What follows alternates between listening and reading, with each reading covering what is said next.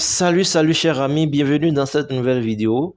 Aujourd'hui, au travers de cette vidéo, nous allons parler du négoce international, mais nous allons beaucoup plus mettre l'accent sur les incoterms qui sont les plus utilisés dans le négoce international. C'est ça que nous allons voir au travers de cette vidéo.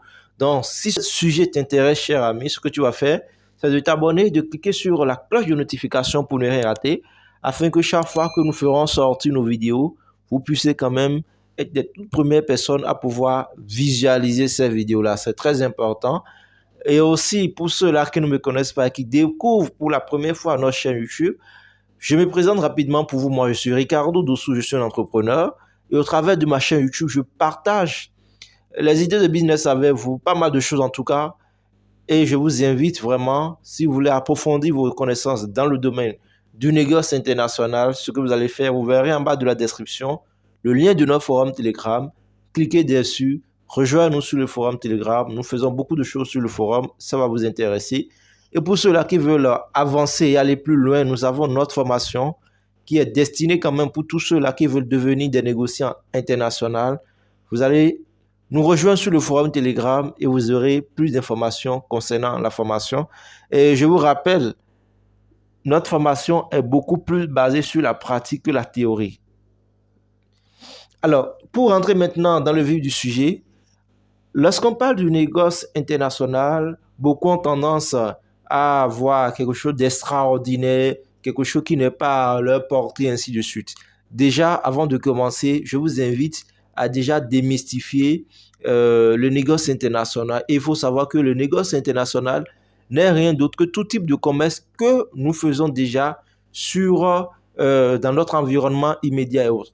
Seulement que ce commerce est beaucoup plus fait avec des étrangers, donc avec des pays étrangers, des personnes qui sont dans une situation géographique qui n'est pas la nôtre. Vous comprenez un peu? Sinon, il n'y a rien qui soit compliqué.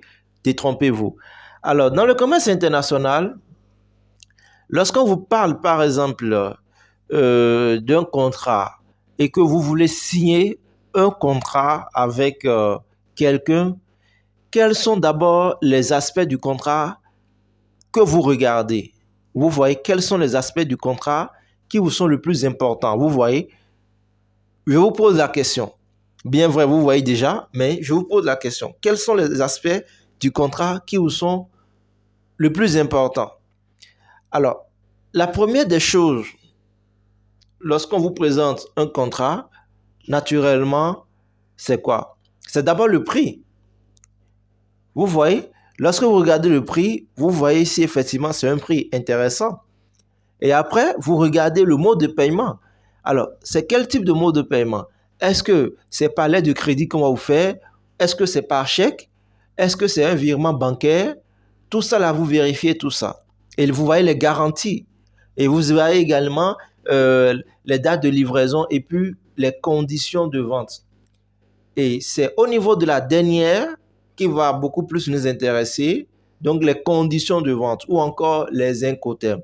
Donc, les incoterms, c'est quoi, les amis? Les incoterms, d'abord, sa définition, c'est International Commercial Term, vous voyez.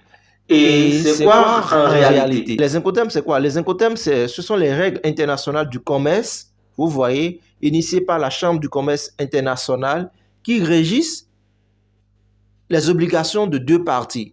Donc, les obligations de l'acheteur et les obligations du vendeur. Vous voyez? Donc, c'est aussi simple que ça, les amis. Les incoterms subissent souvent une mise à jour chaque 10 ans. Vous voyez? Les incoterms que nous utilisons aujourd'hui, ce sont les incoterms qui ont été adoptés en 2020 et dont la mise en application a été exécutée le 1er janvier 2021 au 31 décembre 2029. Vous voyez? Donc, ça a une durée de vie de 10 ans. Alors, les différents types d'incoterms que beaucoup de personnes utilisent, puisque effectivement, lorsque nous allons dans les incoterms, il faudrait que vous soyez quand même un initié pour pouvoir accepter certains types d'incoterms comparés à d'autres. Vous voyez?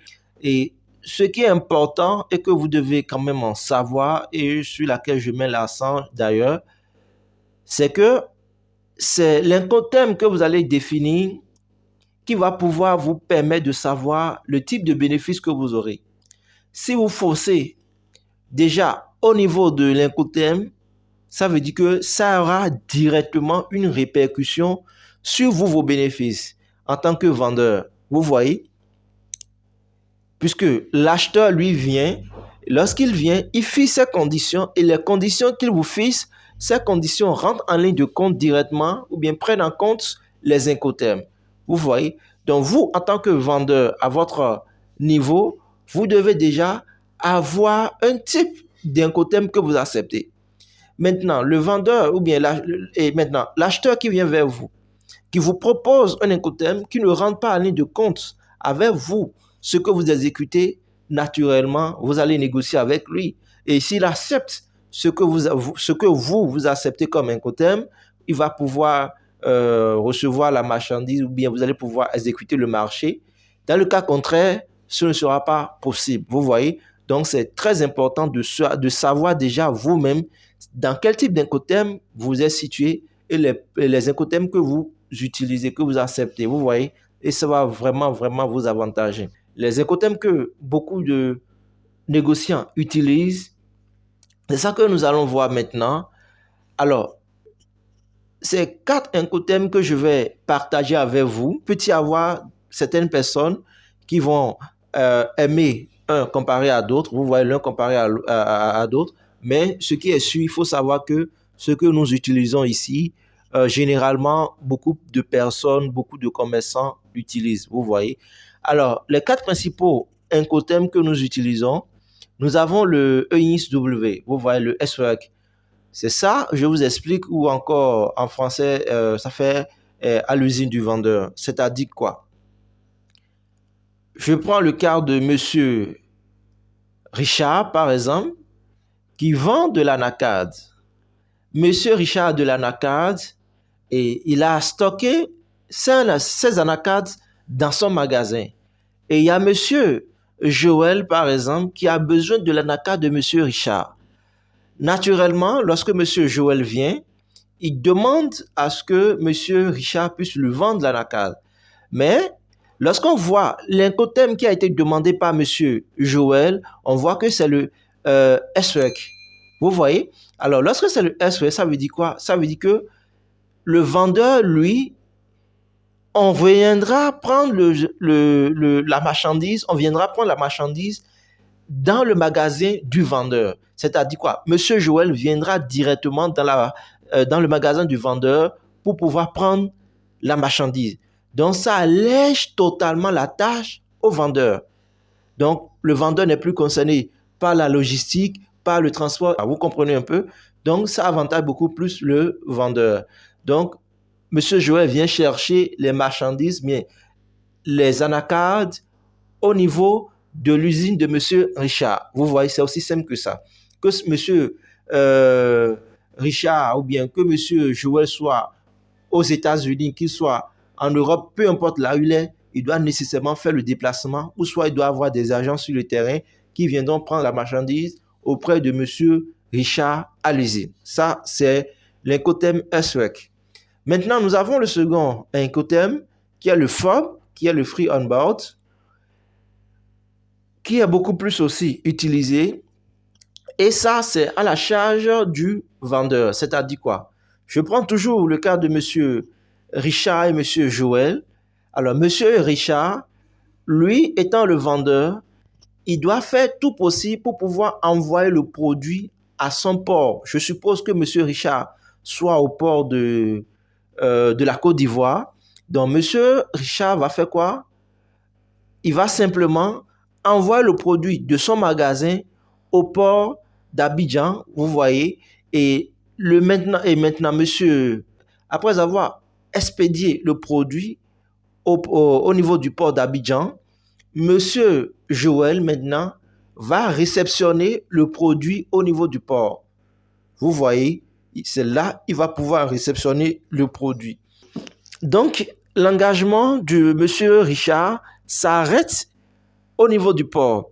Donc, s'il envoie le produit de son magasin au port et qu'il réceptionne, monsieur Joël réceptionne le produit, alors l'engagement de monsieur Richard prend fin à ce niveau-là. Donc, monsieur Richard livre le produit au niveau du port. Vous comprenez un peu? C'est aussi simple que ça, les amis. Et ensuite, au niveau du troisième Incoterm, qui est également le plus utilisé, nous avons le CIF, le Cost Insurance and Freight. C'est ça qui est quoi simplement? Ici, nous avons Monsieur Richard et Monsieur Joël toujours. Nous prenons toujours ces deux personnes pour illustrer notre explication. Alors, Monsieur Richard va envoyer le produit au niveau du port de Monsieur Joël. Vous comprenez un peu? Donc, je suppose que Monsieur Joël soit, par exemple, au Brésil. Si Monsieur Joël est au Brésil, ça veut dire que Monsieur Richard va prendre le produit du port, d'abord de son magasin, ensuite envoyer ça dans son port et envoyer le produit de son port au niveau du port maintenant de Monsieur Joël. Vous voyez, au niveau du Brésil là-bas. Donc, Monsieur Richard va prendre en compte l'assurance, il va prendre en compte le transport, tout et tout. Donc, c'est comme ça que ça fonctionne. Ça, c'est au niveau du CIF. C'est comme ça que le CIF fonctionne. Vous voyez? Et enfin, nous avons le dernier Incoterm qui est également le plus utilisé. C'est ça qui est le DDP. Alors, ça veut dire simplement le Delivery Duty Paid. C'est beaucoup plus utilisé par ceux qui ne veulent pas se tracasser, ceux qui sont pas aussi beaucoup trop expérimentés ou bien qui ne veulent pas perdre du temps au niveau des procédures douanières, ainsi de suite. Vous voyez? Alors, ça là, c'est quoi? C'est que Monsieur Richard, si nous prenons toujours nos deux personnalités, Monsieur Richard va se charger d'envoyer le produit de son usine à lui jusqu'à l'usine de Monsieur Joël. Vous comprenez un peu? C'est d'usine à usine et Monsieur Richard se charge de la logistique du début jusqu'à la fin, y compris les frais douaniers et tout ce qui va avec. Vous voyez un peu? C'est ça. Et ce sont là les Incoterms qui sont les plus utilisés. Et c'est ensemble, donc en discussion avec le client, donc l'acheteur, que vous aurez à définir l'Incoterm. Et si effectivement vous-même vous êtes dans l'un de ces Incoterms là que vous les acceptez, naturellement vous allez à pouvoir accepter ce contrat et exécuter le marché pour la satisfaction du client. Vous voyez, c'est pourquoi il est important de connaître d'abord tous les Incoterms. Je vais revenir dans une autre vidéo avec tous les Incoterms. Lorsque vous créez votre entreprise, vous devez vraiment savoir laquelle exécuter, puisque c'est en fonction de ça que vous aurez des marchés. Et c'est également le choix de votre Incoterm qui va pouvoir définir également les bénéfices que vous aurez sur les marchés que vous allez pouvoir exécuter. Si vous faites un mauvais choix et que vous n'avez pas cette capacité, vous serez à perte et naturellement votre crédibilité sur le marché recevra un coup. Et lorsque vous avez des contrats, ou bien lorsque vous êtes dans ce genre de business et que votre crédibilité est mise à mal, vous aurez du mal à pouvoir vraiment évoluer dans le domaine. Vous voyez un peu? Donc voilà rapidement un peu les amis ce que j'ai voulu partager avec vous. Et pour ceux-là qui sont intéressés par le négoce international, qui veulent approfondir leurs connaissances dans le domaine du négoce international, je vous invite les amis à nous rejoindre sur le forum Telegram. Donc vous allez voir en bas de la description le lien de notre forum Telegram, cliquez dessus. Et ceux qui veulent aller plus loin et passer à l'action et créer leurs propres entreprises pour pouvoir véritablement faire du négoce international, alors nous avons une formation pour vous les amis. Et cette formation, c'est une formation pratique. Et vous devez également être en mesure de pouvoir faire le déplacement de votre pays au lieu de la formation pour vraiment voir comment fonctionne le business, pour être au cœur du business, pour pouvoir comprendre réellement comment ça fonctionne. Donc les amis, si cette vidéo vous a plu, ce que vous allez simplement faire, c'est d'abord de liker la vidéo, de partager la vidéo ensuite à ceux qui seront naturellement intéressés et surtout, n'oubliez pas de vous abonner si vous n'êtes pas encore abonné et on se dit à très bientôt pour un nouveau numéro les amis. Bye bye.